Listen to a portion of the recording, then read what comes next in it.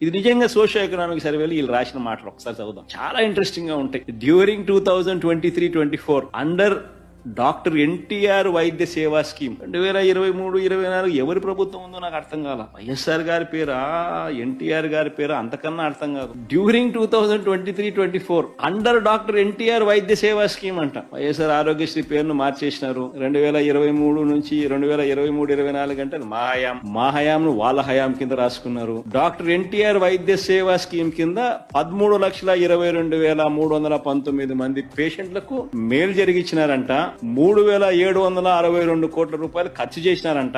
Doctor NTR వైద్య సేవ from 1/4/2023 31/3/2024. ఆ టైంలో ఎవరి ప్రభుత్వం ఉన్నది అంటే వైఎస్ఆర్సీపీ ప్రభుత్వం చేసిన Aarogyasri, doctor YSR Aarogyasri scheme ను 3,700 కోట్ల రూపాయలు ఖర్చు చేసి పేదలకు మంచి చేస్తూ 13,22,000